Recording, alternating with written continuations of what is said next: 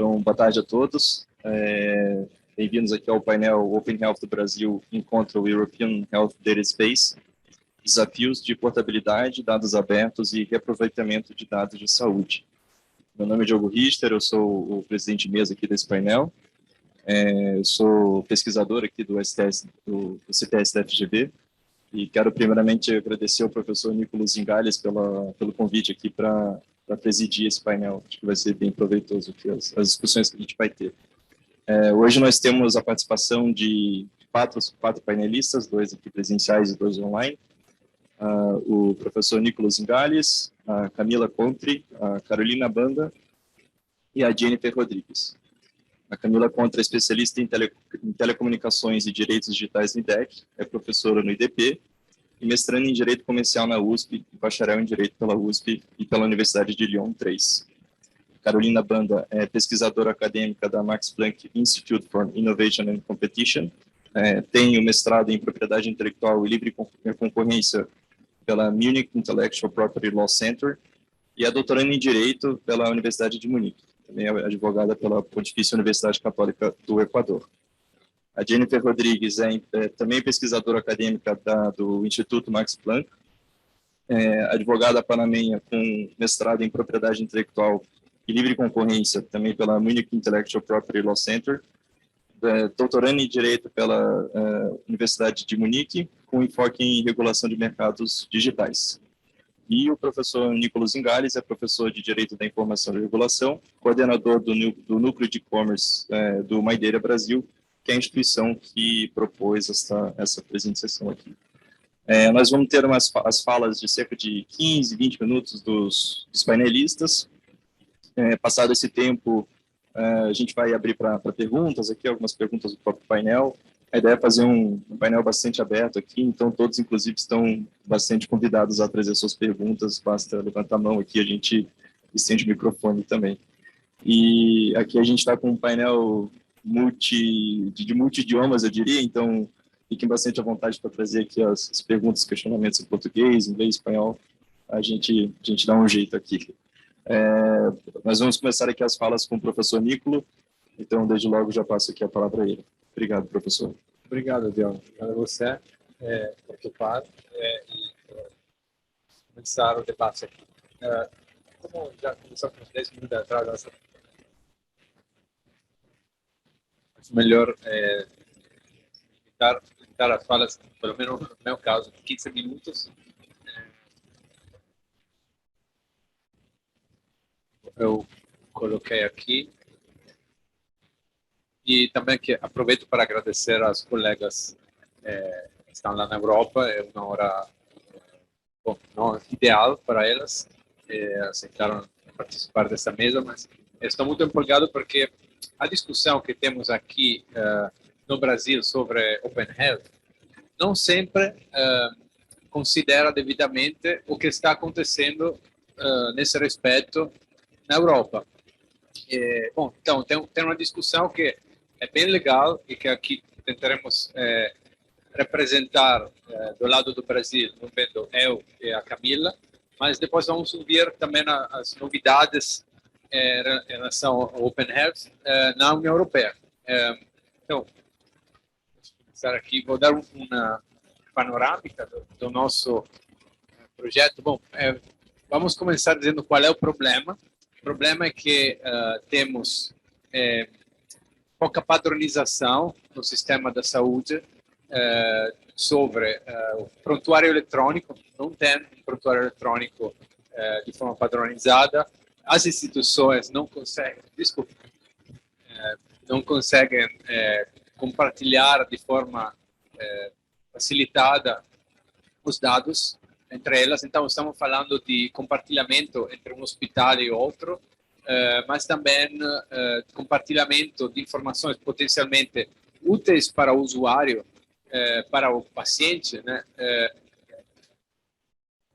As informações com seu médico ou até com outro plano de saúde, para poder fazer a troca, entender quais são as condições de um novo plano de saúde, considerando o seu perfil Então, tudo isso é algo que pode ser aprimorado no nosso sistema. Também o que está atrapalhando um pouquinho essa transição para o digital é que não tem um quadro, um marco regulatório muito fundamentado quanto a compartilhamento de dados. Então, problemas de privacidade e segurança estão um pouquinho atrapalhando esse movimento de Open Health. Open Health foi proposto como ideia pela primeira vez pelo ministro Queiroga há 2 anos que foi começada essa discussão, foi criado um grupo de trabalho e foram apontadas algumas questões importantes a serem resolvidas, mas ainda estamos nessa situação que nós esperamos algum aprimoramento do sistema de saúde, mas tem várias entraves que estão impedindo isso. Então, a ideia foi, obrigado, foi na inspiração australiana. Então, na Austrália, eles abriram um sistema de saúde de forma parecida com o que aconteceu no sistema bancário.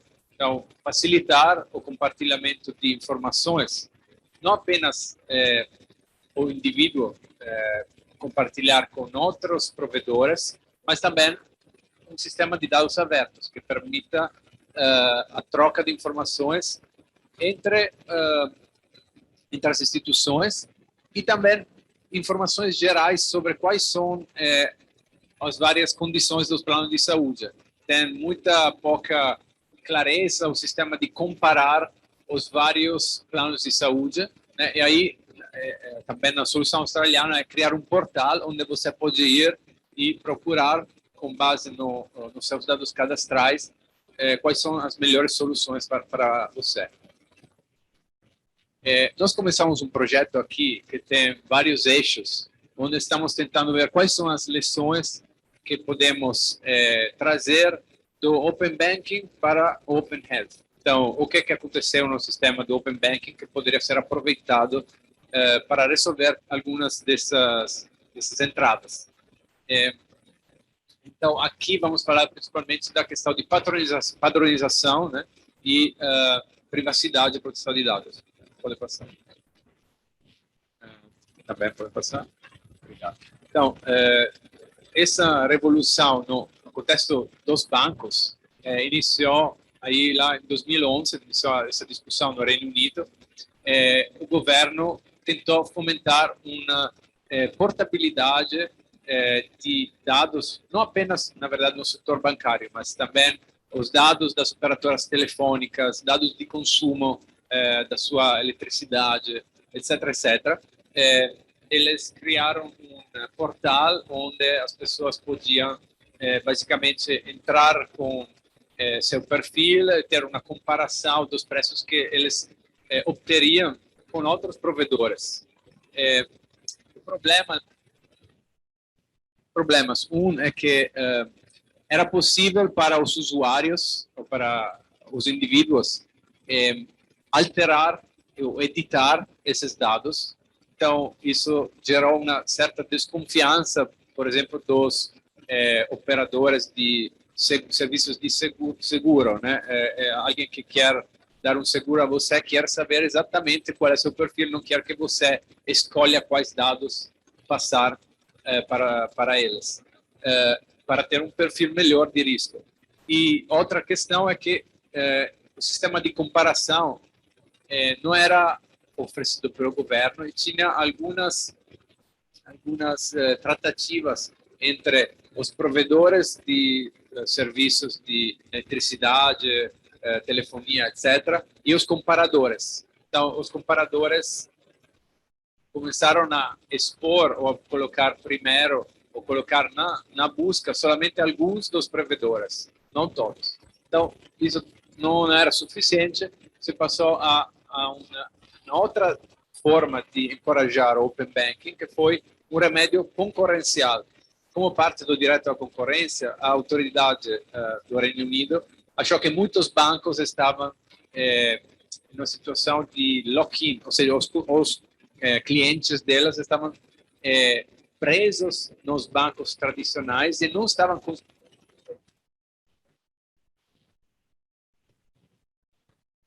direcionados para eles por tanto outros bancos quanto provedores de serviços financeiros. A prioridade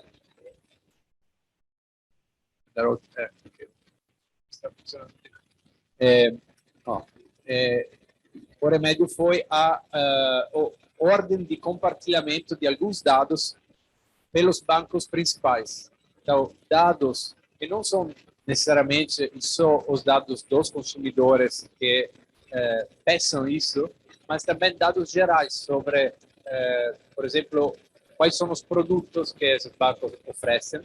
Isso deve ficar claro e deve ser disponibilizado para quem quiser de forma facilitada. Tem que ter uma transparência também sobre o serviço de atendimento ao cliente. Então, isso também pode ser uma perspectiva interessante para o usuário trocar de um banco a outro, porque não está sendo tratado muito bem, né? Mas o ponto fundamental é que a autoridade impôs um padrão único na API, Application Program Interface, para todos os consumidores poderem compartilhar os seus próprios dados bancários com terceiros. Essa configuração foi diferente da configuração que houve na Europa, onde a autoridade não estabeleceu um padrão único. E aí todos os bancos estão criando uma interface para facilitar esse compartilhamento, mas como não tem essa padronização, tem muitas disputas sobre o quão seguro é um determinado acesso que eles estão dando, se o terceiro está acessando também está respeitando requisitos de segurança. Então, está gerando bastante problema. Outro ponto do remédio que é interessante no Reino Unido, até eles foram mandados, a ordem envolvia enviar prompts, então, dizer para o consumidor, você sabe que pode trocar esse procedimento para trocar para outro banco, né? E até você podia entrar e comparar, então era um encorajamento ativo da troca. Pode passar para outro. No Reino Unido foi assim, na Europa, como eu falei, um pouquinho diferente. O que foi definido pela Comissão como um compromisso intermédio foi, ok, não tem que ter um padrão único, mas também para não deixar a questão como um âmbito de disputa em cada ocasião, vamos criar um sistema de white listing, onde você, se respeitar alguns requisitos, seu interface é considerado legal, legítimo, funciona. Se não for, as pessoas que querem ter acesso a esses dados, elas estão legitimadas a fazer o screen scraping. Screen scraping seria, você passa a senha, o número de usuário do titular para esse terceiro e ele pode fazer a raspagem dos dados e utilizá-lo. Então, uma solução autodidata, self-service. Enfim, depois, pode passar para o próximo. Tem algumas questões de proteção de dados envolvidas aí, porque, teoricamente, esses terceiros não podem ter acesso a dados que não seja necessário para o serviço que está sendo ofertado, mas, obviamente, ao mesmo tempo, eles podem pedir o consentimento para obter mais dados, né? Então, isso gera potencial buraco de proteção, porque os consumidores não sempre leem.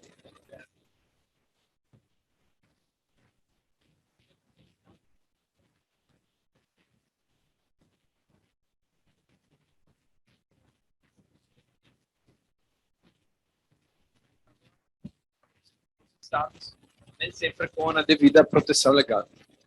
Pode passar para a próxima. Então, lições que aprendemos aqui é que não foi suficiente inicialmente criar esse sistema de portabilidade de forma voluntária.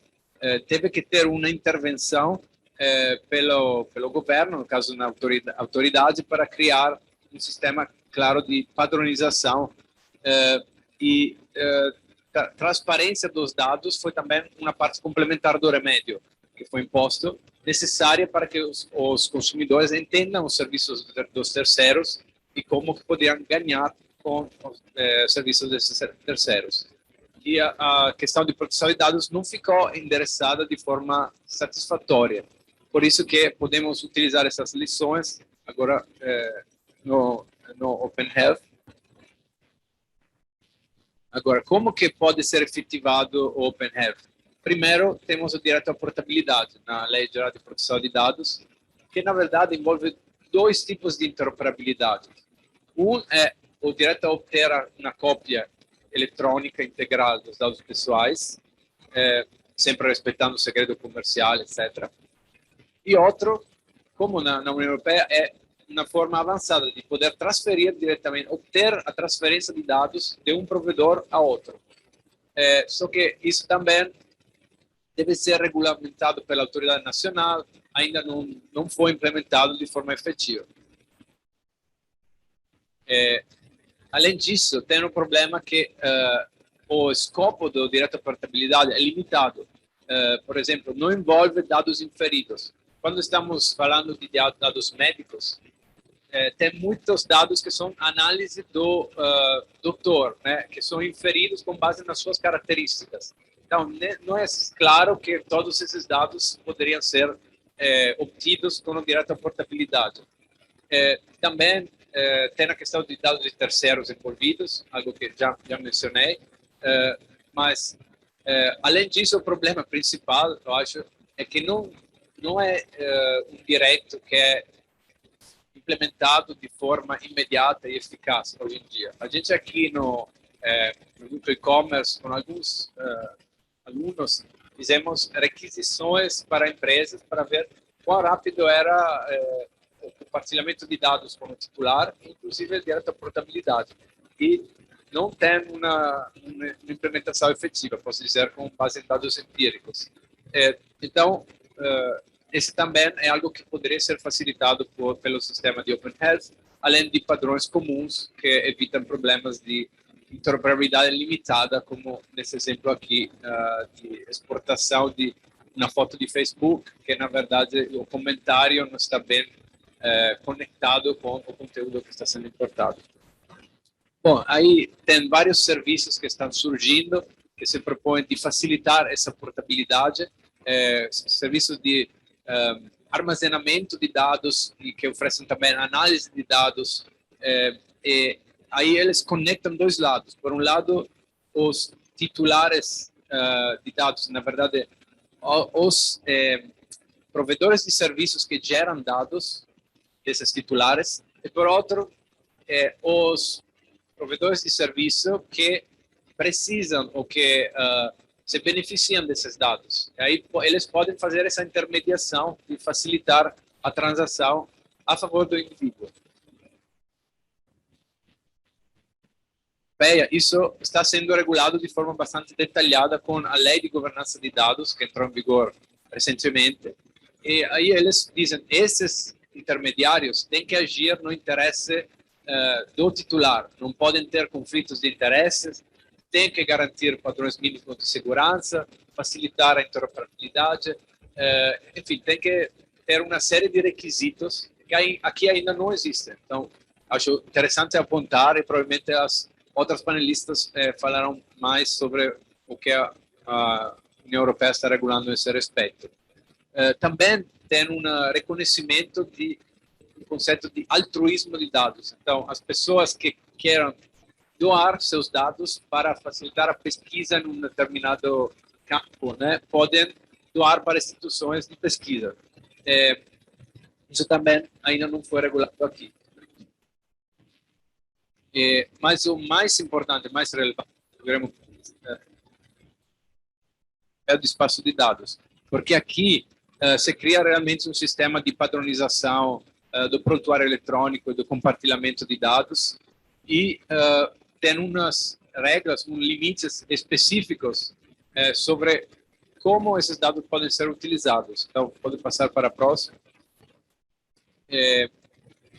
Esse sistema não apenas facilita a transferência de um usuário para as instituições médicas, mas também fala de reutilização dos dados, ou seja, utilização secundária.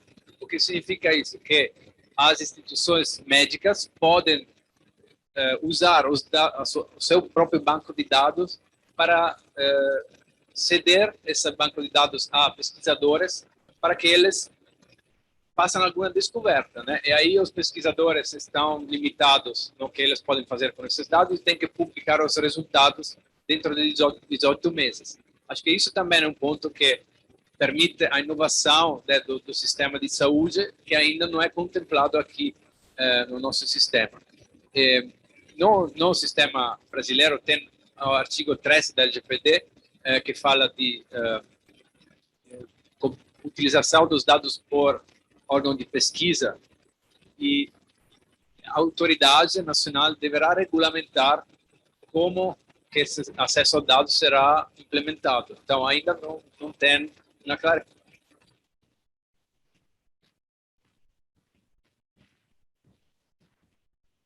Tá?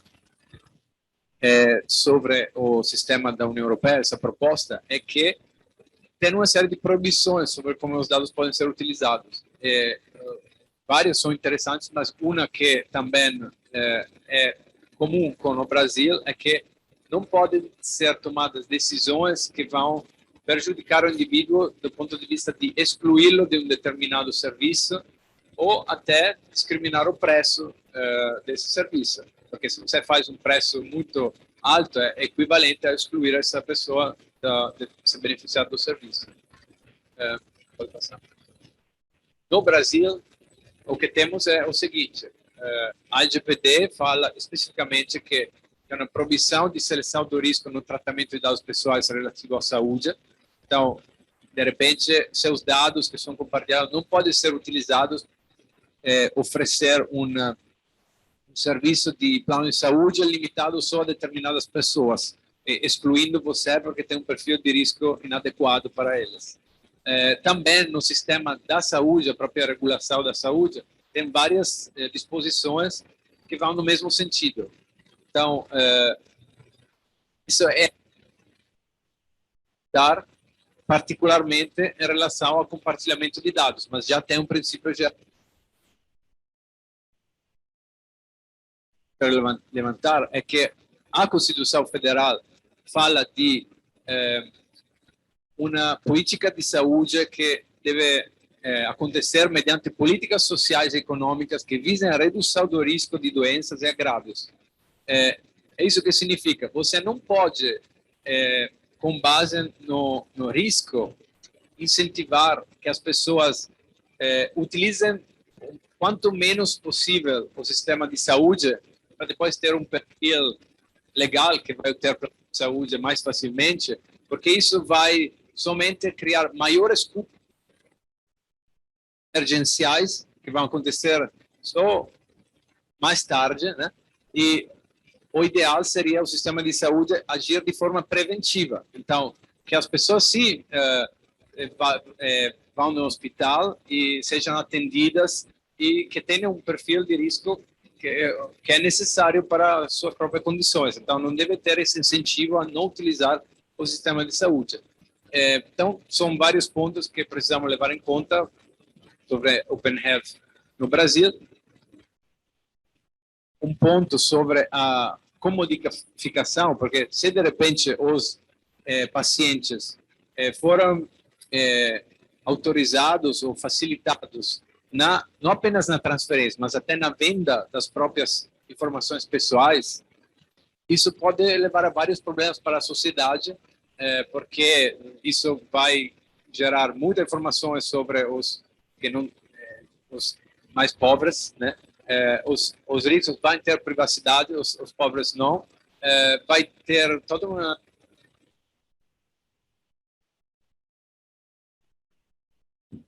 vão ser precificados melhor que outros, então eles vão tentar gerar coleta desse tipo de dado e vai até reduzir o altruísmo, que eu estava dizendo antes, de doar para instituições de pesquisa. Eu não vou doar se sei que posso ser compensado pelo mesmo dado que estou doando, né? Então, tem uma série de questões que precisam ser levadas em conta quando falamos de Open Health. Obrigado. Acho que posso deixar para o próximo palestrante.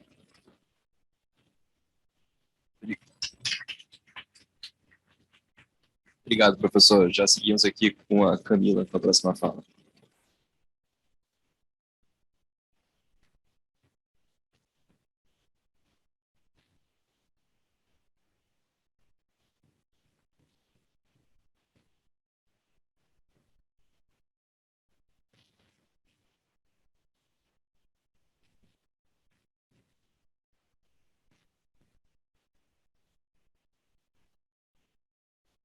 Bom dia a todas e todos. Buenos días, buenas noches también para quien está online con nosotros.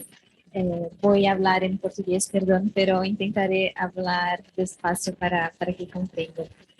Bueno,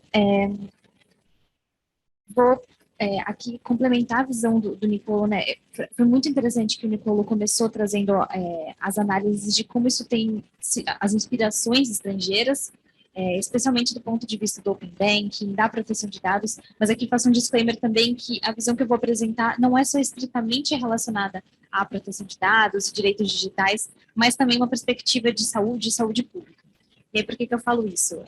Estou aqui também representando o IDEC, que é o Instituto Brasileiro de Defesa do Consumidor, uma ONG que há mais de 35 anos protege consumidores em diversas dimensões. E duas dessas dimensões são justamente a parte de telecomunicações e direitos digitais, mas também a área de saúde.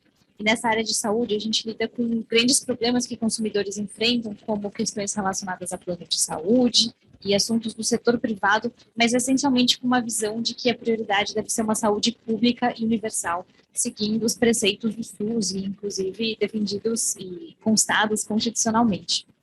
Então, muita da visão que eu vou trazer aqui também tem esse viés de que, para além da gente pensar em soluções que resolvam alguns problemas, a gente tem que ter alguns princípios por trás que vão para além de soluções de problemas que a gente vê numa caixinha, mas a gente tem que pensar num cenário maior. E para ser um pouco mais objetiva sobre isso, é no sentido de que o Open Health soluciona alguns problemas.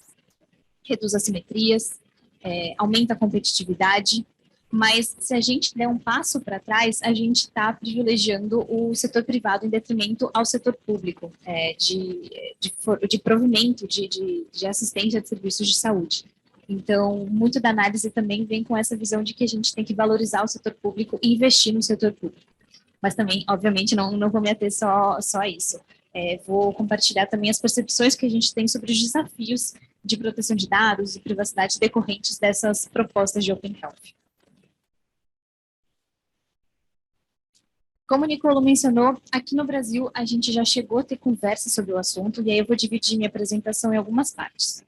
A primeira parte vai ser sobre as movimentações basicamente puxadas por uma pessoa, e aqui eu ressalto, assim, foi uma pessoa, é o ministro Queiroga. Não foi o Ministério da Saúde que apresentou essa proposta formalmente, foi um artigo de jornal e conversas que foram feitas praticamente bilateralmente do ministro com o Bacen, com o Banco Central brasileiro, sobre esses temas, e que acabaram tomando uma dimensão muito grande, assim, essas discussões foram avançando, mas por conta de uma movimentação muito específica. Isso gerou também um grupo de trabalho dentro da ANS, da Agência Nacional de Saúde Suplementar, no Brasil, e além disso também foram surgindo alguns projetos de lei sobre interoperabilidade de dados em saúde, e aqui consideraria a interoperabilidade de dados em saúde como um gênero, né, no qual o Open Health está dentro, mas não se limita a isso.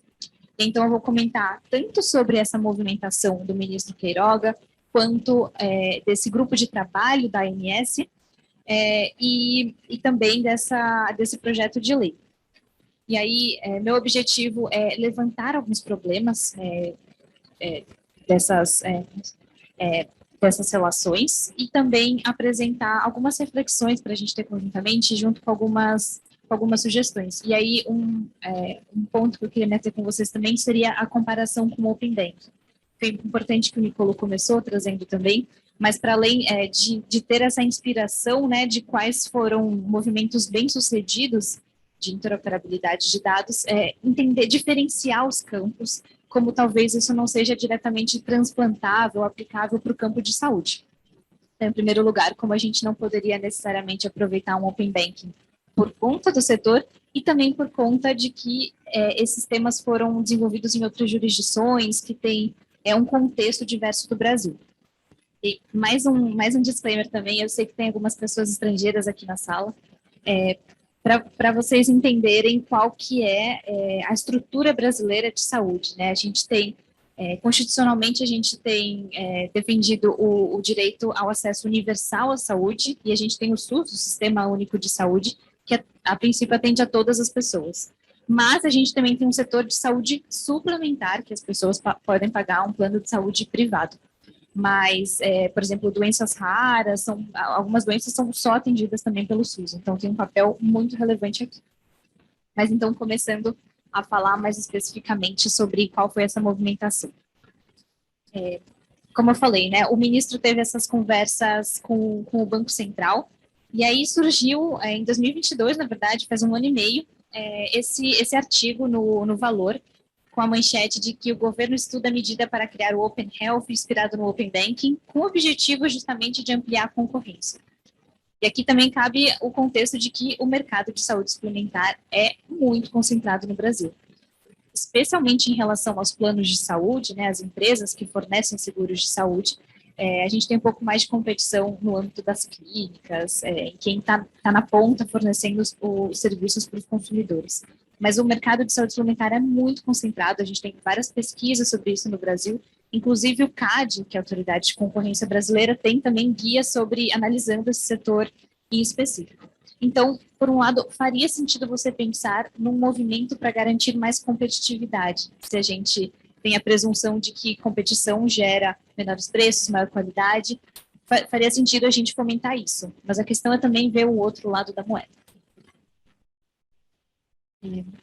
Aqui na minha fala também, eu vou, além de trazer esses fatos e essas análises, também vou mostrar para vocês como a sociedade civil reagiu a esses movimentos que ainda que pareciam pontuais, tomaram grandes dimensões, então teve também grandes reações da sociedade civil para levantar esses problemas que eu estou compartilhando com vocês.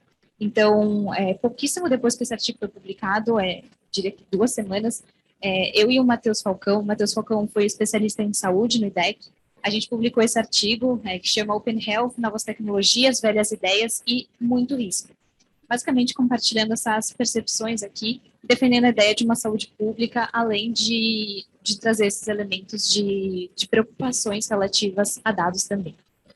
Mas a gente não estava sozinho nessa. A gente publicou essa nota técnica também, mas o Conselho Nacional de Saúde, que é um dos principais órgãos de participação no Brasil, e não só no setor de saúde, assim, acho que para mim é um exemplo do Estado brasileiro, assim, de um mecanismo de efetiva participação e de união de diversos setores. O CNS é muito importante, e o próprio CNS cobrou o Ministério da Saúde maior transparência e maior inclusão nos debates por parte da sociedade nesses debates de Open Health, porque isso estava ocorrendo a portas fechadas, né? Eram movimentos isolados que eram noticiados, mas estavam tomando grandes dimensões ao mesmo tempo que não se tinha uma participação efetiva para debater essas preocupações. Então, o CNS, que também é integrado pelo IDEC, mas tem diversos integrantes, levantou essa preocupação, e é um movimento difícil, tá? O CNS se manifestar sobre um assunto, então realmente mostra como isso mereceria uma discussão maior. E aí, depois de todo esse burburinho, né, todas essas falas que estavam acontecendo meio de backstage, o ministro da Saúde publicou um artigo na Folha de São Paulo chamado Open Health é questão de tempo, coragem e decisão. E que esse similar ao sistema bancário de Open Banking poderia ser um exemplo para a saúde privada. E nesse artigo, o ministro ele defende que o Open Health brasileiro poderia ter essencialmente 2 pilares. Um pilar assistencial, relacionado ao provimento de serviço de saúde, e um pilar financeiro. Esse acabou sendo o foco, na verdade, né, de compartilhamento de dados financeiros. Essa até seria uma medida de mitigação das preocupações de proteção de dados. Então, esse artigo foi publicado e esses debates continuaram avançando. Mas, considerando as críticas que foram apresentadas à baixa participação social, foi criado um grupo de trabalho sobre Open Health, né, para que isso não fosse focado só no ministro e tivesse também outros agentes estudando esse tema. E aí estudando tanto experiências estrangeiras, como o que o Nicolo trouxe, mas também estudando como isso poderia ocorrer no Brasil ou como já estaria ocorrendo no Brasil. A gente tem sim algumas medidas que podem reduzir os custos de transação de planos de saúde, que podem aumentar a competitividade, mas claro que ainda são bem iniciais. E o que foi esse grupo de trabalho? Esse grupo de trabalho foi criado pelo próprio ministro, no Ministério da Saúde, em fevereiro de 2022. Então, eu recupero a timeline com vocês também, né? No início de janeiro veio o artigo do Valor Econômico, falando que estava tendo conversa do ministro da Saúde com o Banco Central sobre o tema de Open Health. Aí, em fevereiro, foi criado o GT, veio um pouco depois veio o artigo também do ministro, então a movimentação começou a ficar rapidamente muito forte. Aí, pulando algumas etapas, eu vou apresentar para vocês a síntese do que esse relatório apresentou, mas, mais uma vez, a gente teve um problema, que foi a representatividade desse grupo de trabalho. Esse grupo de trabalho veio sanar essa bilateralidade das discussões sobre Open Health, mas, ao mesmo tempo, ele não tinha a representatividade necessária para tratar desses temas que muitos setores da sociedade poderiam contribuir. E não digo só a sociedade civil, mas mesmo o setor privado, diferentes cadeias do setor privado poderiam contribuir, e isso não foi feito. Então, também teve uma movimentação para criticar a baixa representatividade. Mas quem que integrava, então, esse grupo de trabalho? O Ministério da Saúde, então tanto o assessor especial do Ministério da Saúde, a coordenação de economia, como o DataSUS, que é o setor de informatização da saúde mais importante, né, dentro do Ministério da Saúde e que agora está sendo fortalecido. E aqui um parênteses, né, a gente está falando de 2022, do governo anterior. Desde então, a gente também teve um movimento maior de sinalização do Ministério da Saúde, de uma digitalização maior. Não necessariamente em termos de Open Health, em termos de competitividade, mas em termos de informatização, especialmente da saúde pública, né? Então, como o SUS pode aprimorar sua digitalização e informação em prol da universalização do acesso à saúde. Com isso, foi criada também uma Secretaria de Saúde Digital e Informatização, que é a secretária é Estela Haddad também, que é um nome muito relevante na saúde pública brasileira. Fechado parênteses, então o Open Health era composto pelo Ministério da Saúde, pela ANS, Agência Nacional de Saúde Suplementar, e aí destaca um nome que para mim é uma pessoa que é super especialista no tema, que é a Tainá Leandro. A Tainá Leandro, ela foi do CAD também, que é a Autoridade Concorrencial, ela é uma economista e a tese de doutorado dela é sobre competição na saúde suplementar, então ela tem esse background muito forte nesses temas, foi uma pessoa que teve uma participação muito, muito relevante nesse relatório. Além da ANS, tinham integrantes do Ministério da Economia e do Banco Central, justamente porque a inspiração era Open Banking, né? Então queriam entender como estava sendo realizado e como poderia ser realizado. Foi feita uma revisão da literatura, considerando experiências estrangeiras, e aqui, normalmente não gosto de ler, mas queria trazer para vocês uma conclusão também do desafio que é lidar com esse tema, né? Então, trago aqui uma citação. O estudo recomenda que qualquer estratégia nacional de governança de dados nacionais precisa contemplar os possíveis benefícios, e também riscos, explicitar os dados a serem compartilhados, assim como descrever os atributos de tais dados. A análise do estudo conclui que não há, até o momento, um consenso acerca do conceito de Open Health no mundo. Além de não se ter um consenso no conceito de Open Health, também não se tem um consenso de como poderia ser realizado, né? Mas a gente consegue compilar alguns benefícios e desafios disso tudo. E aí a gente também vai ouvir outras palestrantes sobre esse assunto. Mas para continuar um pouco no contexto brasileiro, então, o GT analisou esses dois pilares que foram anunciados pelo ministro, né? O pilar assistencial, que seria o de compartilhamento de dados de saúde compartilhados dentro dos limites da LGPD, né? Considerando que são essencialmente dados pessoais sensíveis, e o pilar financeiro, que não necessariamente são dados pessoais sensíveis.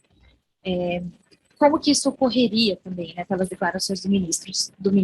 Isso ocorreria essencialmente por 3 formas. Em primeiro lugar, com prontuários eletrônicos unificados, o que parece vantajoso também, né, você ter uma informação centralizada, de certa maneira pode facilitar que o titular de dado acesse esses dados, mas tem desafios de proteção de dados, uma facilitação na portabilidade, que é um desafio também, né, na regulação brasileira de saúde suplementar, e a ampliação da concorrência, e aí trazendo as vantagens da teoria de se garantir mais concorrência, né, quanto maior concorrência, potencialmente menores preços e maior qualidade. As experiências concretas que foram inspiradas no Brasil foi do Open Banking, do Open Finance e do Open Insurance, além de experiências estrangeiras. Mas aqui, antes de entrar nas análises das problemáticas, cabe também pensar, a gente analisar o que já é feito pela Autoridade Nacional de Saúde Suplementar.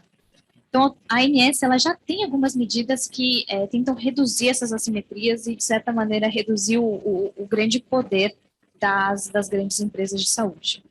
Isso ocorre por meio, primeiro, da portabilidade de carências, né, que é quando você altera o plano de saúde, quando você troca o plano de saúde.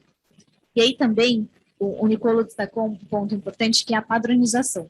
A padronização facilita com que tenha portabilidade, uma mudança, o que garante facilidade na mobilidade do consumidor e garante melhores efeitos aos consumidores. E a gente tem uma padronização feita pela ANS, que é o padrão TUS-TIS, que é uma terminologia comum para facilitar a relação entre as prestadoras de saúde, que são quem está na ponta, são as que estão na ponta, e as operadoras de saúde, né, que são os planos de saúde. E, por exemplo, em relação a procedimentos de forma geral. Mas o padrão TIS também traz interoperabilidade de outros tipos de dados de saúde. E aí isso também é consubstanciado no guia da ANS de portabilidade. Então, assim, não quer dizer que a gente tem um sistema super avançado de padronização, mas a gente tem um avanço em relação ao que se foi no passado, dos desafios de se lidar com o mercado que eu diria que naturalmente muito concentrado. E daqui a pouco eu explico porque eu falo que pode ser naturalmente muito concentrado. Quais são os problemas disso tudo que eu já não me aguentei e dei um pouquinho de spoiler para você? Primeiro, um eixo de análise, uma problemática operacional. Não faz muito sentido a gente comparar o setor de saúde com o setor bancário. A gente pode pensar isso em relação à procedimentalização do compartilhamento de dados, mas a gente está falando de setores muito diferentes. E, mesmo olhando por cima, assim, a primeira reação para quem é a maioria aqui de proteção de dados quando a gente está falando de saúde, são dados pessoais sensíveis. Isso pode ser muito problemático. E aqui eu faço um contraponto. Mas a proposta do ministro, ela tinha um pilar também que era um pilar financeiro. Isso poderia não ter problema. A questão a depender de como ocorreria esse compartilhamento de dados financeiros, isso poderia gerar uma inferência de qual foi o procedimento realizado e seriam inferidos também dados pessoais sensíveis. E aqui vou pular o ponto número 2 para falar o número 3. Quando as operadoras têm acesso a dados pessoais sensíveis, elas podem ocorrer em seleção de risco, que é algo que tem vedação regulatória no Brasil. Não só dentro da LGPD, né, a gente tem o artigo 11, parágrafo 5º, mas também na regulação de dentro da ANS, né, tem resoluções que tratam da proibição à seleção de risco. A questão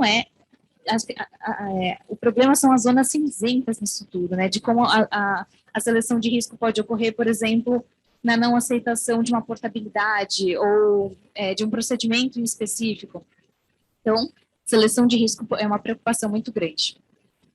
Aí, eu volto agora para o ponto 2, que é um ponto polêmico, inclusive enquanto concorrencialista, que tem pessoas que defendem que não necessariamente a concorrência é a melhor coisa no setor de saúde. Existem pesquisas, essencialmente dentro do setor de saúde, que mostram que pode ser ineficiente ter muitos competidores no setor de saúde suplementar.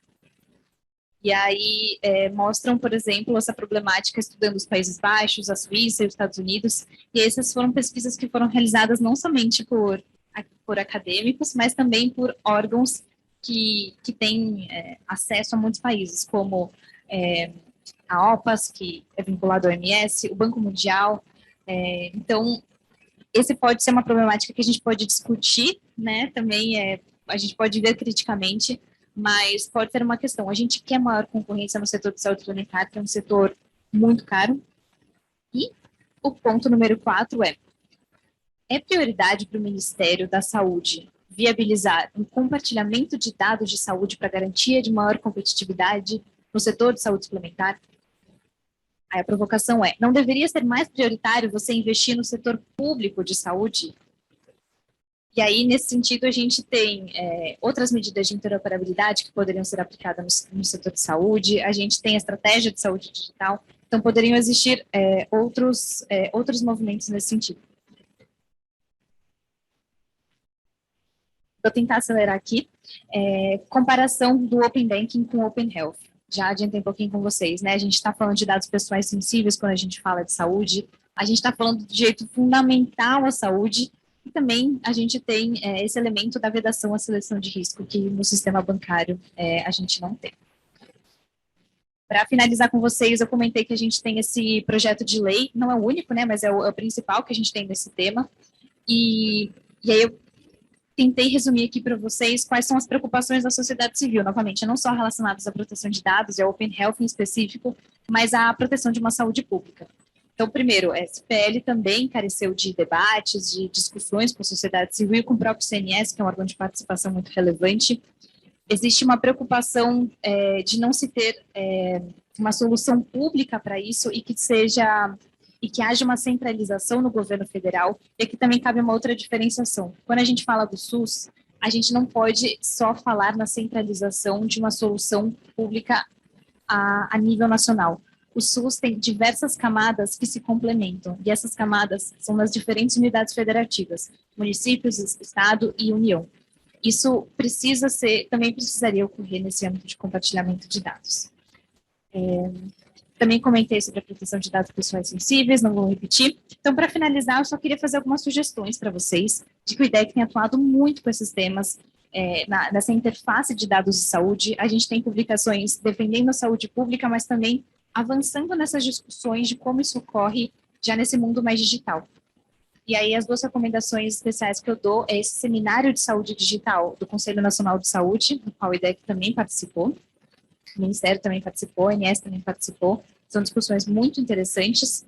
Esse livro que está acessível em formato aberto no site do IDEC, sobre direito à saúde e proteção de dados pessoais, que tem um artigo da ANS, das pessoas que integraram o GT de Open Health, sobre Open Health na saúde suplementar, se seria uma regulação pró ou anticompetitiva. E para provocar também vocês algumas reflexões de que a gente pode se inspirar em diferentes setores, como o bancário, e em diferentes países, como a Austrália e o Reino Unido, mas a gente tem que evitar transplantes e considerar o cenário brasileiro, inclusive o cenário brasileiro de como o SUS é estruturado essencialmente, a priorização da saúde pública, e se a gente for querer avançar nisso, que a gente tenha uma infraestrutura verdadeiramente pública e não crie novos silos, né, nesses compartilhamentos de dados. E a gente tem, obviamente, o desafio de equilibrar as regulações que são internas do campo da saúde, como a vedação da seleção de risco, ao compartilhamento de dados no âmbito da proteção de dados e ao fomento à concorrência, se é isso que a gente quer. Então, muitas dúvidas, poucas soluções, mas espero que a provocação tenha sido útil. Obrigada. Obrigado, Camila, pela apresentação. Devido ao tempo aqui, desde a hora, já passo a palavra para a Carolina. Carolina, voy a compartir la pantalla con tu presentación. Y por favor, Perfecto, gracias. ¿Me pueden escuchar? Sí, muy bien. Ya, muy bien. Un momento.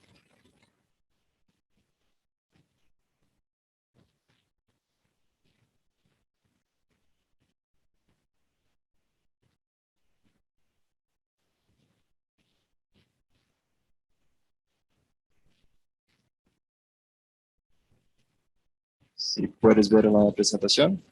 Sí, puedo verla. Pienso que no hay oportunidad de hacerla grande, pero está bien. Buenas noches a todos. Acá buenas noches, buenas tardes, supongo, en Río de Janeiro, en Brasil. Muchos saludos desde Múnich. Nos encantaría estar a Jennifer y a mí allá, pero en Brasil, pero bueno, desde acá vamos a intentar transmitir un poco de lo que está pasando con respecto al tema de datos de salud. Muchas gracias también por la invitación a Nicolo y bueno, empecemos un poco explicando cuál es el estatus actual de los datos de salud, o como se llama la propuesta, European Health Data Spaces. ¿Qué es esta propuesta? ¿Qué es los data spaces? ¿Qué buscan lograr? ¿De qué manera han sido creados? Les voy a ir explicando poco a poco. Yo me voy a centrar básicamente en la parte legal de esta iniciativa, y Jennifer les explicará mucho más la parte técnica y el interplay con lo legal. Empecemos por explicar un poco de qué se trata este ecosistema. Bueno, el European Health Data Space lo que busca es crear un ecosistema para poder compartir los datos de salud, y este ecosistema no solamente es a nivel técnico, sino lo que busca es crear reglas, normas, prácticas comunes y un marco de gobernanza que promueva el intercambio de datos.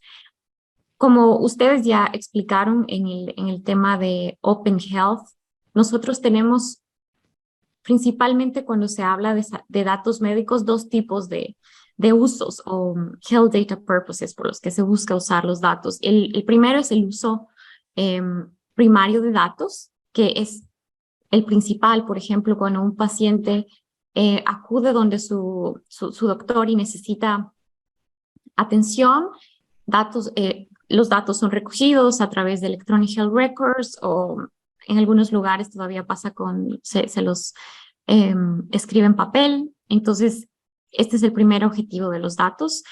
Y lo que se busca es, dentro de este primer objetivo, es darle acceso a los pacientes, porque muchas veces los pacientes, aunque los datos son acerca de ellos, no tienen acceso. Entonces, este es un gran problema que el Data Space, el primer gran problema que el Health Data Space trata de solucionar.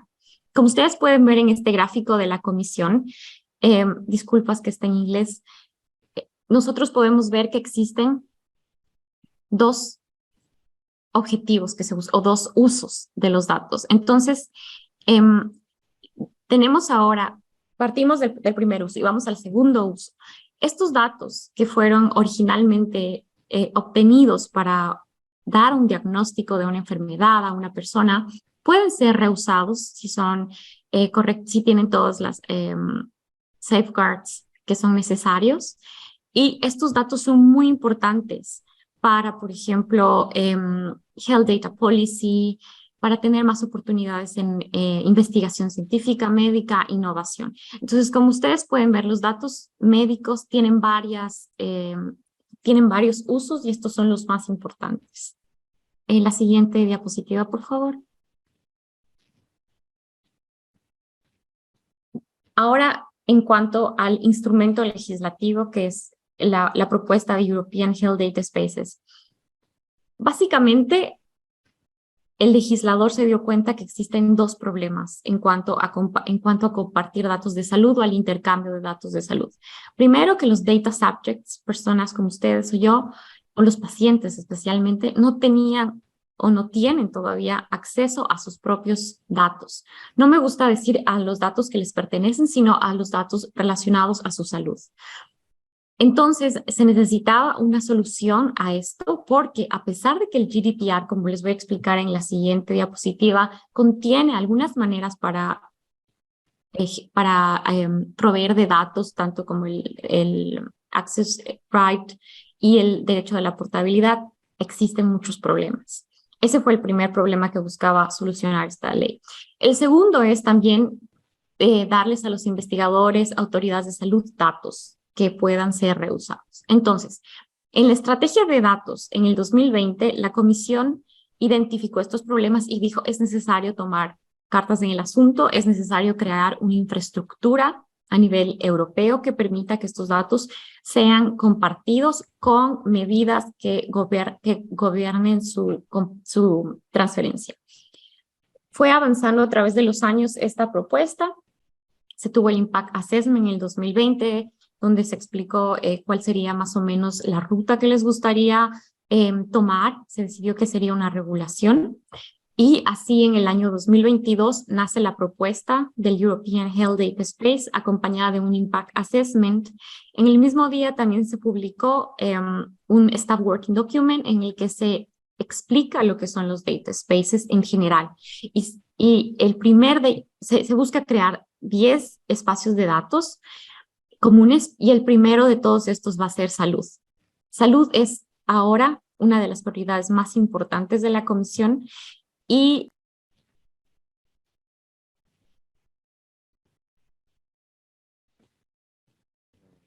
El micrófono, Carolina, por favor. Está en el mudo. Ahora no sí. sé si se puede, no sé si Sí, se ahora puede sí, ahora sí. escuchar. Sí, sí. En esta diapositiva podemos hacer Enter porque hay un gráfico. Ya, muy bien. Y algo que cambió totalmente, o que más bien ayudó a que esta ley tenga aún más prioridad, fue el tema del COVID, donde claramente se evidenció que no se contaba con la información necesaria tanto para estimar los contagios, todos los efectos de la pandemia. Entonces, realmente el COVID fue lo que impulsó a que esta legislación también vea la luz. Siguiente, por favor. Bueno, cuando estamos hablando de datos sensibles, datos de salud, el punto de partida es el GDPR. Entonces considero pertinente hacer una breve descripción de lo que ya existía para proveer acceso y transferencia de datos. El GDPR define a los datos relativos a la salud como una categoría especial en el artículo 9 y también en su recital 53 del artículo 4 y 15 se define esto. De por sí existe una prohibición de tratamiento de este tipo de datos de salud. Sin embargo, existen excepciones para su tratamiento cuando existe consentimiento explícito o cuando se trata de salud pública. Los data subjects tienen maneras de acceder a sus datos en teoría en el GDPR, tanto en el artículo 15, el 20, y para los investigadores podrían utilizar la research exception en el artículo 89. Esto es la teoría. El GDPR, sin embargo, en su funcionamiento y en su ejecución tiene muchísimos problemas en el artículo 20, que Nicolo ya lo mencionó. Existen problemas técnicos, problemas de legal design, interplay con otras áreas del derecho. Realmente el Right to Data Portability no está funcionando y mucho menos aún en el tema médico. Entonces, esto, como vamos a ver, Health Data Spaces trata de alguna manera de subsanarlo. Y bueno, tenemos, por decirlo así, artículos que de alguna manera podrían facilitar el acceso a los datos, pero hay muchas limitaciones en cuanto a esto. En general, por ejemplo, es que la interpretación del Research Exception, que es el artículo 89, depende de cómo cada member state lo aplique en su ley nacional. Entonces tenemos una fragmentación de la interpretación de esta Research Exception y esto es muy complejo para las personas, para las empresas o para todos los que tengan que tratar o para los investigadores, más que todo para los investigadores que desean embarcarse en proyectos de investigación y se ven con muchísimos discrepancias en cuanto a la interpretación de lo que es la manera de realizar investigación con el Research Exception. También tenemos muchos problemas en cuanto al data minimization y la transferencia internacional. Muchos problemas que han dicho los investigadores es que la cooperación que existe, por ejemplo, en muchos proyectos entre Estados Unidos y Europa se ve limitada por el GDPR en cierta manera en su interpretación. Siguiente slide, por favor. El European Health Data Spaces, como les expliqué en el primer slide, busca abrir o busca facilitar que los datos no solamente haya más acceso, sino también transferencia. Cuando les hablé del el primary use of data, el primer propósito, tenemos todo el capítulo 2 del GDPR que se encarga de explicar de qué manera los pacientes podrán tener acceso a sus datos y de alguna manera tratar de subsanar lo que pasó con el GDPR. No es muy claro en realidad el interplay que va a existir o cómo se va a compaginar la interpretación con el Right to Data Portability, pero bueno, veremos qué pasa. Y en cuanto al secondary use of data, reuse of data, tenemos todo el capítulo 4 en el que se explica a partir del artículo 33 cómo será esto, qué tipo de instituciones tendrán acceso, qué condiciones tienen que cumplir para poder tener acceso a los datos. También en las siguientes partes de la propuesta se explica quién será, cómo se creará los Health Data Access Bodies, quiénes serán las instituciones que generarán los permisos para el acceso a los datos. Ahora sí, tenemos la propuesta, pero hay muchos desafíos y pienso que eso es muy importante que consideremos en las legislaciones que tal vez están mirando como un ejemplo al European Health Data Space y que vieron como un ejemplo al GDPR. El GDPR tiene muchos, por decirlo así, aspectos positivos. Ha creado un marco increíble de regulación de datos personales, pero también tiene muchísimos desafíos y por lo tanto lo que yo podría decir es que para los países que están mirando lo que está pasando en la Unión Europea también tomen en cuenta con beneficio de inventario los desafíos que están yendo a pasar con respecto al data space. En cuanto a lo legal, considero que un desafío que va a existir es cómo alinear la propuesta con otras leyes que ya existen, principalmente el GDPR, porque Health Data es Personal Data and Sensitive Data. También el Data Act, que está en estos momentos muy avanzado, que ya está en el Trilog y también contiene disposiciones importantes en su capítulo 2 con respecto a la transferencia y acceso de datos en general, pero podríamos también aplicarlo a los datos médicos, y el Data Governance Act.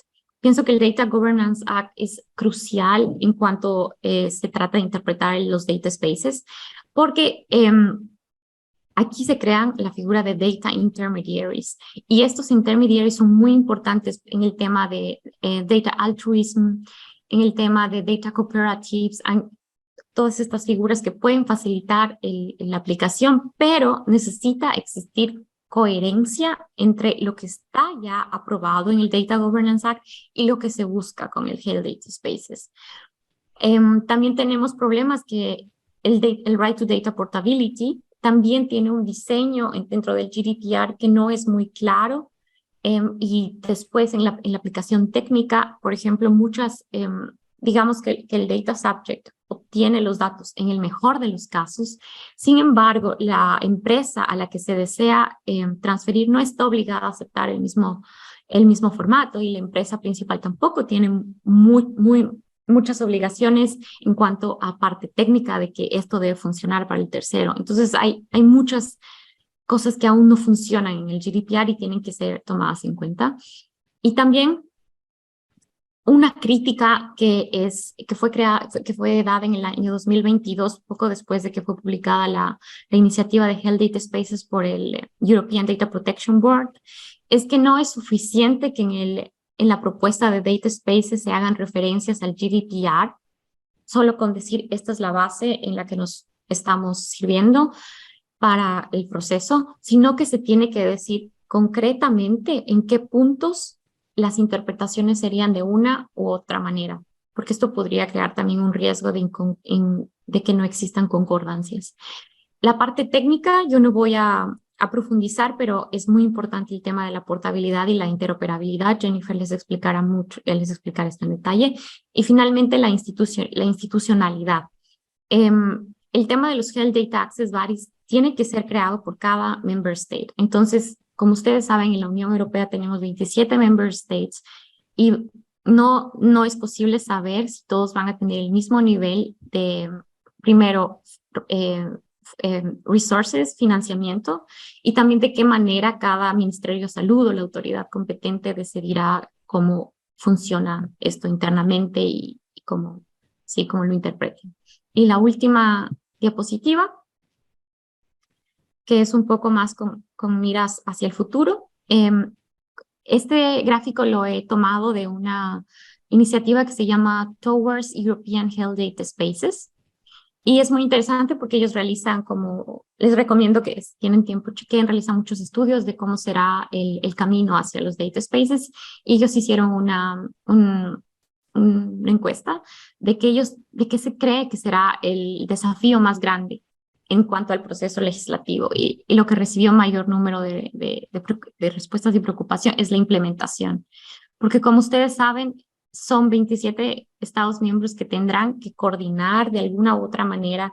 Y si bien la ley estará para el secondary use of health data, dependerá mucho cómo cada uno de los países lo ejecute, por decirlo así. Si bien el Data Spaces fue muy, por decirlo así, inspirado, en fin, en el ejemplo de Finlandia y de los países nórdicos, que tienen ya una tradición larga en cuanto a secondary use of health data y datasets muy bien, por decirlo así, con muchos datos de pacientes, no podemos comparar del todo la realidad de ellos a un member state con nivel global, porque estamos hablando de solo en población, en Finlandia son 5 millones versus la población de la Unión Europea. Entonces, este es mi takeaway y muchas gracias.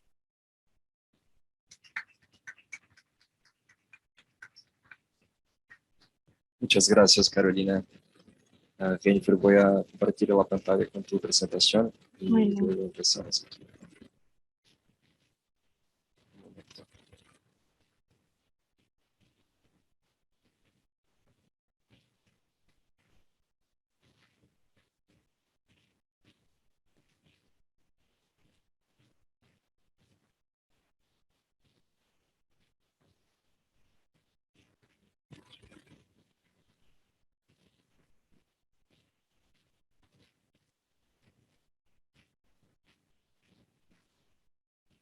Sí me escuchan, ¿verdad?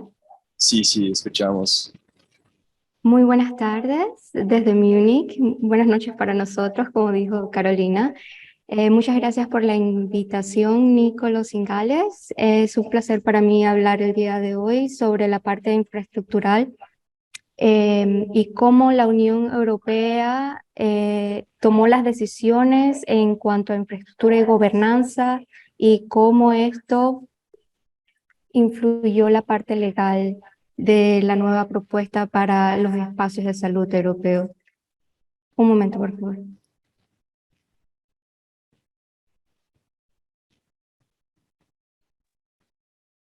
Disculpa, es que estaba escuchando a Carolina cuando yo hablaba, entonces estaba como con un feedback.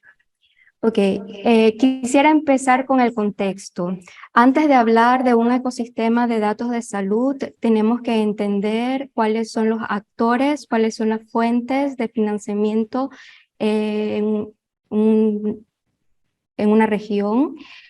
Para esto he tomado, por ejemplo, el estudio que está en la presentación para identificar cuál es el sistema contextual que existe ahorita mismo en Brasil. Estoy muy agradecida porque también se explicó anteriormente a detalle y la interacción que existe mayoritariamente del sistema público con un sistema privado complementario. Esta es la parte base antes de establecer un ecosistema de datos de salud. Sin entender la interacción entre el sistema público, el sistema privado y la forma en que los usuarios actualmente llegan a este sistema y la forma en que ellos utilizan actualmente el sistema, no podemos reconstruir un sistema digital, empezando por ahí. Además de esto, es común en muchos países que un sistema de salud está basado en las capacidades de las instituciones. Están más que nada enfocados a las instituciones y sus capacidades y no al usuario. Un ecosistema de datos de salud, según la literatura actual, tiene que estar reenfocado en el usuario, es decir, el paciente, sus necesidades, sus derechos y el control que ellos puedan tener, además de la movilidad que ellos puedan tener en cuanto a los datos. Con un sistema centrado y pensando primeramente en el paciente, luego podemos construir una infraestructura alrededor de ellos, en el cual haya una comunicación entre las instituciones y haya un sistema de decisión que ponga al paciente por delante en las decisiones. En el próximo slide, por ejemplo, En este sistema en donde ponemos al paciente en el centro del sistema, la toma de decisiones en cuanto a institucional, podemos ver en la parte de arriba, por ejemplo, y en la parte de abajo, en los diferentes niveles que hablamos de servicios primarios y secundarios. Las interacciones ya las podemos ver, cómo se mueven los datos, por ejemplo. ¿Qué significa esto también? Que si nosotros implementamos un sistema que no tiene en cuenta al usuario y al paciente, vamos a hacer una cantidad de investigaciones, una cantidad de dinero, vamos a poner en un sistema que no va a ser utilizado. Y esa ha sido una de las lecciones que se han aprendido que ha aprendido la Unión Europea anteriormente, en donde se hizo una propuesta que hubiese un sistema un poco más centralizado, pero la realidad es que estaba dirigido hacia los profesionales médicos y no a los pacientes, y hubo poca utilización. Por esa razón ha sido que han retomado el tema y ahora están enfocados en un sistema de los data spaces para que, centrado en la decisión del paciente, ellos puedan tener mayor control y puedan confiar más en el sistema y utilizarlo, sin que haya educación sobre la forma en que se va a utilizar el sistema, sin que haya una confianza por parte de los últimos usuarios. El ecosistema no va a surgir. Todas las inversiones que se están haciendo actualmente en el sistema van a ser rechazadas por la persona que lo va a utilizar. En el siguiente, ok. La segunda lección clave que viene del sistema europeo es que el sistema infraestructural determina el sistema de gobernanza. Si estamos hablando, por ejemplo, en el sistema europeo, donde hay un problema de conflictos de poder en el sistema público a nivel de los Estados miembros, con un sistema general, es un problema similar al conflicto o al tipo de roces que hay institucional en Brasil, en los diferentes niveles que prestan servicios de salud. Teniendo esto en cuenta, se estudió 3 opciones distintas. Una opción federada, en donde los participantes iban a actuar de forma individual, pero iban a estar conectados de forma voluntaria a través de mecanismos voluntarios, y iban a tener intermediarios. Pero no iba a haber un sistema de gobernanza común ni un sistema que va a proveer servicios en común. En la opción número 2 que ellos estaban analizando fue un sistema mixto federado con una agencia intermediadora, que es el sistema que explicó Carolina, en donde cada estado tiene un nivel de toma de decisiones dentro de su territorio, pero hay una agencia coordinadora solo para la gobernanza.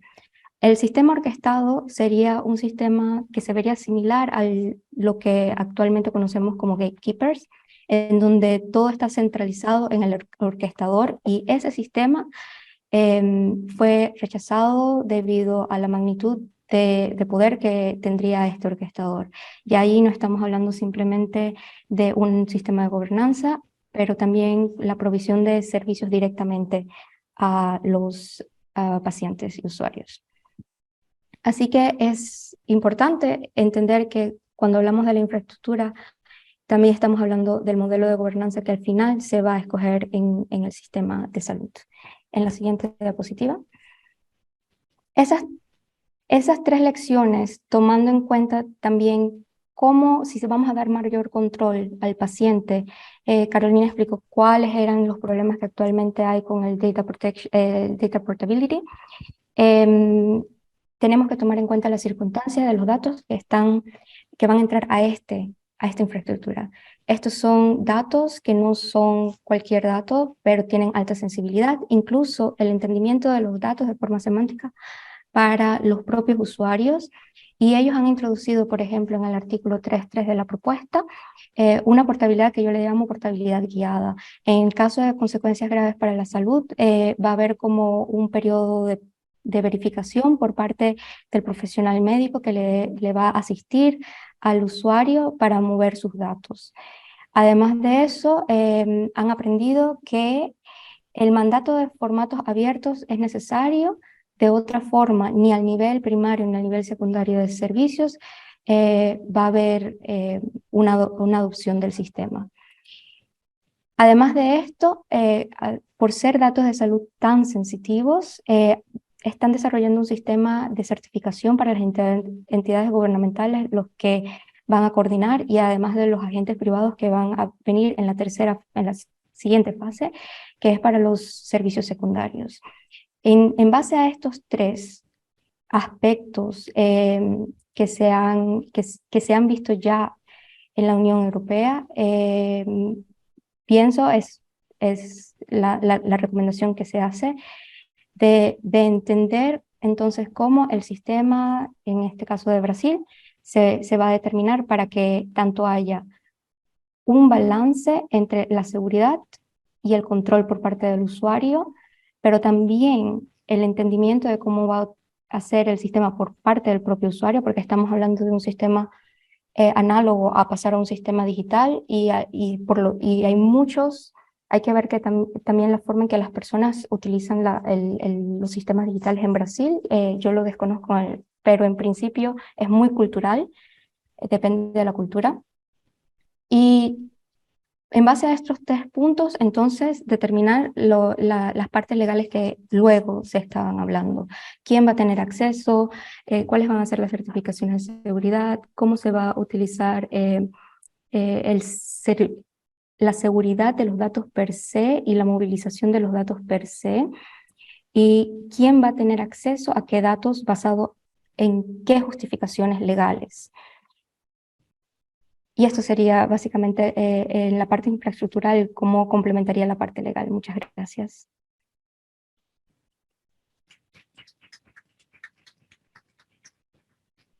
Muchas gracias, Jennifer, por su presentación. Bom, a gente ainda tem um tempinho aqui para conversar e debater. Eu vejo assim que pelas apresentações aqui do professor Nico, da Camila, e as apresentações aqui da Carolina, da Jennifer, comparando o cenário Brasil e Europa, acho que a gente tem muito a aprender ainda em como construir um Open Health no Brasil, né? E acredito que um ponto que você falou, Camila, importante, né, que o Nico comentou também, não é porque existe o Open Banking, né, que todas as outras iniciativas Open, elas precisam seguir o mesmo caminho, porque são cenários completamente diferentes, né? A gente tem um ambiente de saúde totalmente repartido, existem players privados e públicos provendo serviços, já é um ambiente muito mais pulverizado, né, de tipos diferentes de provedores de serviço, e muitas vezes os dados não estão nem digitalizados, né? E aqui na FGV a gente está até com uma vertical de pesquisa, né, para o Open Health, e a gente identificou que uma das primeiras iniciativas do Ministério da Saúde, quando a gente fala de digitalização do sistema de saúde, né, antes de você compartilhar dados, você precisa tê-los digitalizados, basicamente, né.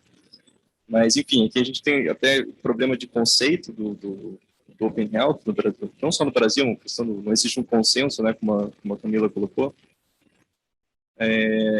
E parece que tem iniciativas no Brasil que são, de certa forma, um Open Health, mas elas não recebem esse nome, né, essa parte de digitalização, por exemplo. Então, e Carolina e Jennifer trouxeram para a gente claro, tem ainda os seus desafios no European Health Data Space, mas existem, acho que, projetos mais concretos do que a gente tem aqui no Brasil, em suma, né?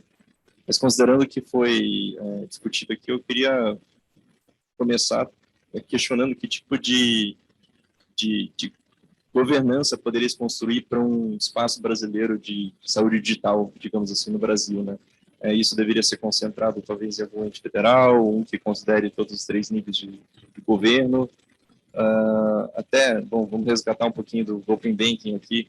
Open Banking tem um braço muito forte de autorregulação delegada, né? O Banco Central ele delegou várias questões importantes para GTs da estrutura inicial do Open Banking, né? E são esses GTs que estruturam de fato os padrões de comunicação, segurança, etc. Faria sentido ter algo assim no espaço brasileiro de saúde digital, e até pensando aqui na União Europeia, né, estendendo aqui para a Jennifer e para a Carolina.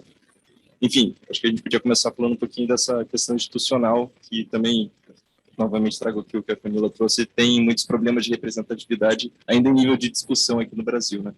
Começo aqui com o professor Nico. Obrigado, Diogo. Bom, eu acho que temos percebido aqui que é um tema bem complexo, tem vários elementos que precisam ser considerados. Eu queria, antes de tudo, responder à provocação da Camila, dizendo que não tem nada a comparar entre Open Health e Open Banking. Então, não, você concedeu que tem, do ponto de vista de padrões de compartilhamento, tipo, não tanto do setor econômico como é atingido, mas muito mais na forma em que o compartilhamento de dados é operacionalizado, não apenas dos dados dos titulares, mas também os dados entre as instituições, os dados gerais sobre produtos, atendimento a clientes, que também é muito relevante no sistema da saúde. Mas, além disso, a gente está tentando ver nesse projeto se tem algo a mais. De fato, tem muitas discrepâncias. Uma coisa que eu mencionei no início, que acho que vale a pena destacar do Health Data Space, é que tem também essa possibilidade de adicionar seus próprios dados à sua carteira ou prontuário eletrônico, mas aí esses dados seriam identificados como produzidos por você, tipo os dados do seu Fitbit ou qualquer aplicativo de bem-estar, né, que faz o rastreamento das suas condições físicas. Isso pode ser adicionado porque contribui de alguma forma, mas os provedores de serviços de seguro vão tratar isso como algo distinto. Então, já resolveu um dos problemas que estava lá no início, no Open Banking. Tem várias outras questões que podemos fazer o paralelo e talvez a proposta europeia forneça alguma ideia, algum princípio norteador, mas não seja perfeitamente transferível para o contexto brasileiro. Uma discussão muito interessante que foi mencionada é essa sobre a governança, se deveria ser centralizada ou descentralizada, em particular na questão de... eu acho que estamos falando para tanto a questão de utilização primária quanto secundária, mas Jennifer e Carolina podem me corrigir. Na questão de autoridades que dão acesso aos para uma utilização secundária. Será que a gente aqui confia em entregar esse poder ao governo aqui? Eu só imagino. Dar acesso a pesquisadores que queiram fazer um estudo ou até médicos que queiram entender melhor o tratamento de uma determinada doença. Não seria melhor instituir um comitê multissetorial, que é a típica abordagem brasileira na regulação da governança da internet? Então, eu acho que essa questão é importante. Também, no contexto da União Europeia, teve muito debate quando surgiram os aplicativos de rastreamento de contatos para o Covid, né? E aí tinha a proposta centralizada da França, algum outro estado, e aquela descentralizada que depois acabou ganhando, mas que dependia muito de atores privados, porque então, se você não entrega controle centralizado ao governo, vai ter necessidade de um orquestrador e, afinal, vamos cedendo poder aos privados. Então, também, tem uma terceira via, que é essa multissetorial, mas precisamos pensar com atenção a quais são as salvaguardas na criação desse sistema. E aí, só mencionando um ponto, enquanto a centralização, tem essa ADI e a APF de cadastro unificado, que então, na ação constitucional que foi feita aqui, justamente porque o governo tinha a facilidade, um acesso facilitado e poder de reutilizar dados que eram coletados em várias sedes da administração pública, sem um controle devido. E a solução qual foi? Criar um comitê de governança multissetorial, né? Então, eu acho que tudo aponta para alguma solução desse tipo. E não é a mesma coisa que a governança no Open Banking, que você, Diogo, destacou, porque me parece que nesse contexto é autorregulação. Então, são só os atores, os bancos que estão nesses comitês, e não tem as fintechs, né? Ou tem? Ok. Tem fintech, mas então não tem sociedade civil. Não. Então, para representar... exatamente, são muitas menos fintech que os bancos. Essa era a minha provocação. Devido ao tempo, vamos considerar 3 minutos aqui para cada uma contribuir. Quem sabe a gente traz uma última pergunta no final. Obrigada. Bem, para ser rápida, um breve comentário. Tanto a Jen quanto a Carolina trouxeram a preocupação com a utilização de o uso secundário de dados também, né? Esse seria um outro ponto relevante para a gente considerar aqui as nuances da seleção de risco também. Mas, dito isso, então, enquanto vocês falavam, eu tentava criar mentalmente como poderia ser essa governança, né? Se a gente realmente for avançar num modelo desses. Tentei destacar 4 principais pontos, então, aqui para ser mais concisa. Criar uma infraestrutura pública, em primeiro lugar, e aí já digo em quais condições. Em segundo lugar, que seja descentralizada, de certa maneira, em cumprimento à descentralização do SUS. Em terceiro lugar, considerando umas diferenças sobre o Open Banking, e aí eu entendo as convergências também, né? Foi um recurso argumentativo falar que não tem nada a ver.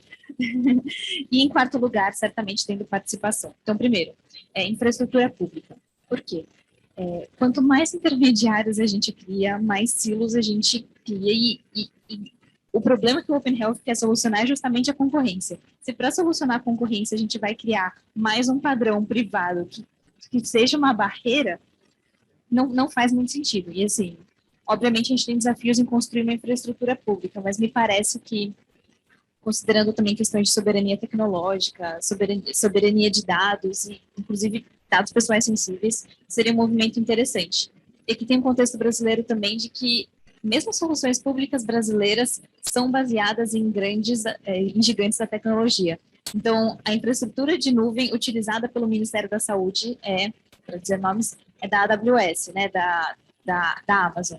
E teve um movimento até que foi considerado um pouco polêmico, que foi que a pessoa que era responsável pelo DataSUS no Ministério da Saúde, a parte de dados, foi para a AWS depois, né? Então tem também uma preocupação com possíveis influências no estudo, possível porta giratória também. Então, em primeiro lugar, que essa infraestrutura seja efetivamente pública, por uma questão de soberania e para não criar novos silos. Em segundo lugar, que essa infraestrutura seja pública, mas que se consiga pensar numa descentralização, tanto por conta da estruturação do SUS, que tem essas diferentes camadas, quanto pelos desafios que a gente vê no presente. No Brasil, a gente já teve vários vazamentos de dados de saúde e que foram extremamente preocupantes. A NPD chegou a analisar um desses casos, o MPF também analisa, então preocupa também se a gente tem segurança suficiente, né, para a gente criar uma infraestrutura pública. A gente ainda tem que avançar muito e centralizar excessivamente pode ser preocupante. Em terceiro lugar, diferenciar com o setor bancário, especialmente nessa questão da autorregulação regulada. Eu achei interessante essa comparação. Me parece que no setor de saúde, eu não sei se teria como a gente fazer uma dinâmica semelhante da autorregulação regulada, mas eu acho que é uma reflexão que super vale o aprofundamento de vocês que estão lidando com isso. E, em quarto lugar, obviamente, com participação social. Se a gente está pensando em avançar na digitalização e com todas essas preocupações, a gente precisa que tenha entidades de background diferentes interagindo. Não só a gente dos direitos digitais, mas quem é da saúde pública, quem lida com dados de pessoas com doenças raras. Essas entidades têm muito a contribuir. E seria importante uma participação. E aí no setor privado, não só das operadoras de saúde, mas das prestadoras de saúde que estão na ponta também, que esse já é um setor mais competitivo. Sintetizaria assim, para ser mais conciso. Obrigado, Camila. E agora passo a palavra para Carolina ou Jennifer, se tenemos alguma consideração. Eh, yo solo tengo un pequeño comentario con respecto a la discusión que existió con la comparación entre Open Banking y Open Health. No conozco muy a fondo la situación de Brasil y todo, pero he podido seguir la discusión que ustedes presentaron el día de hoy. Estoy de acuerdo que sí, son dos áreas diferentes. Estamos hablando de datos sensitivos. En health data, en financial data, estamos hablando de otro tipo de datos. Pero pienso que sí hay, como Nico lo dijo, sí hay en cuanto a la tecnología y cómo, en cuanto a la capacidad en que ha tenido para digitalizar los datos, en la capacidad en cuanto a abrir nuevos business basados en datos. Pienso que tal vez podríamos, solo en la parte tecnológica, ver las buenas prácticas que han existido en este tipo del Open Banking. No digo de ninguna manera que los dos tengan que ser iguales o tengan que verse, porque probablemente Open Banking tiene muchos problemas en cuanto a privacidad y todo este tipo de cosas, pero a la tecnología en cuanto a Application Programming Interfaces. Existen quizá experiencias que valdría la pena volver a revisar y quizá una que otra lección podría servirnos para la salud, para el tema de salud. Con respecto a la gobernanza, pienso que es muy importante analizar la gobernanza y en la propuesta de Health Data Spaces, en el artículo 36, artículo 37, se explica quiénes van a ser estos Data Access Bodies y van a ser designados por cada member state. Puede designar uno o varios, depende de cada member state. Y lo que sí me parece importante es que en el artículo 36.3, artículo 36.2 y 3, se dice que el personal de este tipo de instituciones debe evitar cualquier tipo de conflictos de interés. Es decir, que no podrá ser, por ejemplo, una prestadora de servicios de salud digital o no podrá ser, por ejemplo, una insurance, porque aquí va a haber un conflicto, obviamente, si no tendrá que ser una empresa, tendrá que ser una institución neutral. Depende cómo cada member state lo quiera hacer. Por ejemplo, en Finlandia, ellos tienen diferentes instituciones, tienen Citra, tienen Kanta, entonces cada member state verá cómo lo hace, pero tiene que ser neutral. También otra parte importante es que cada member state deberá asegurarse que exista tanto el personal humano, técnico y los recursos para que se pueda, y la infraestructura para que se pueda dar el acceso a los datos y los permisos. Y también no deberá haber inferencia en cuanto a quiénes se da permiso, es decir, no podrá haber inferencia negativa y decir solamente a estos se hará o no a los otros, sino que se deberá hacer algo tomando en cuenta los purpose, los usos que se desee hacer. Y recomiendo también chequear el artículo 37 porque ahí se habla de data altruism y cómo estas instituciones lo promoverán.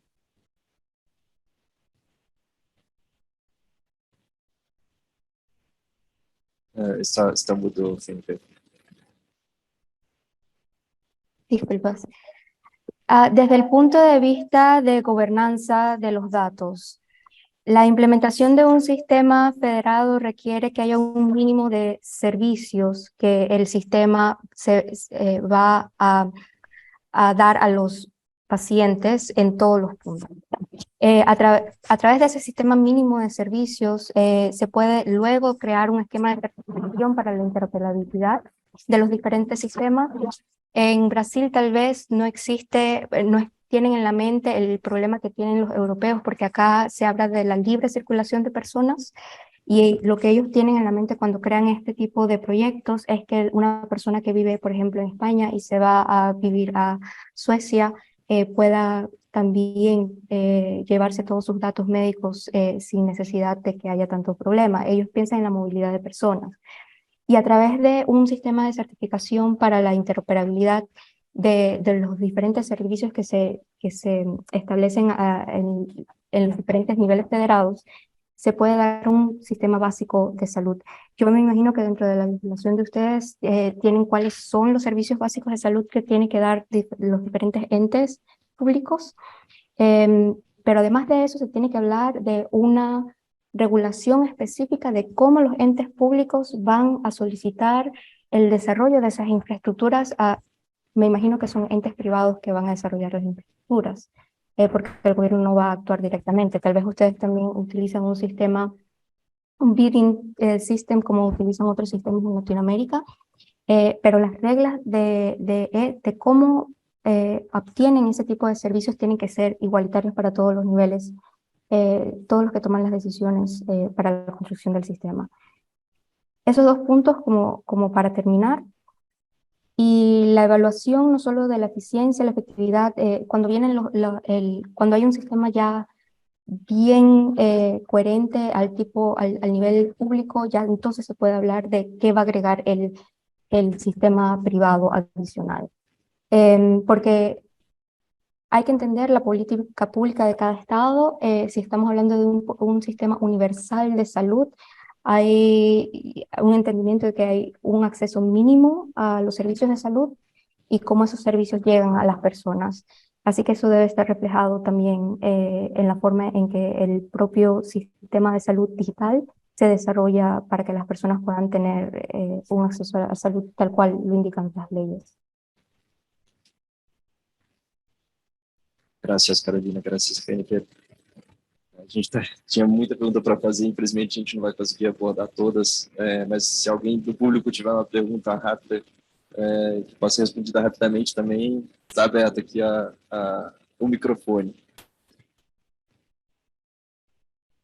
Senão está tempo para o cafezinho. Bom, Una última pregunta, prometo, porque elas não estão no cafezinho, então quero aproveitar para perguntar, quando a Carolina falou sobre financiamento dos Data Access Bodies, eu pergunto, porque me parece, eu tinha pensado que o Data Access Body seria uma instituição pública. Depois você falou, não pode ter conflito de interesse, não pode ser um provedor de serviço. Então pergunto, esses Data Access Bodies poderiam fazer um negócio de tipo, se sustentar economicamente emitindo permissos de acesso aos dados e ter um retorno econômico de troca, né, como administração desses permissos? Ou é algo que precisa ser financiado pelo próprio governo ou pela União Europeia?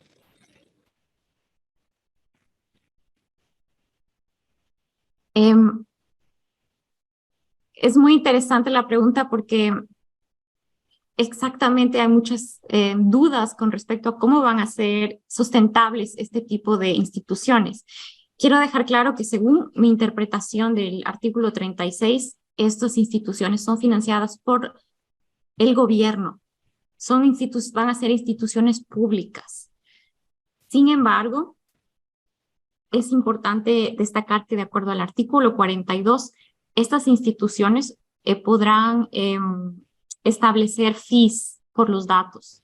En el artículo 42 se explica que podrían may charge fees for making available the data.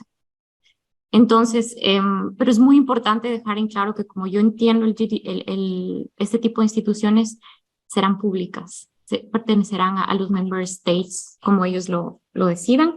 Y otra cosa muy importante que quiero dejar en claro es que de acuerdo al artículo, ahora no lo encuentro, al 43, existen penas. Si es que, por ejemplo, uno de los data holders o de los que tuvo acceso a los datos no está cumpliendo con los requerimientos, va a existir penas y los Data Access Bodies deben monitorear y supervisar que se haga uso adecuado de los datos y si no, podrían también revocar el permiso que se ha dado.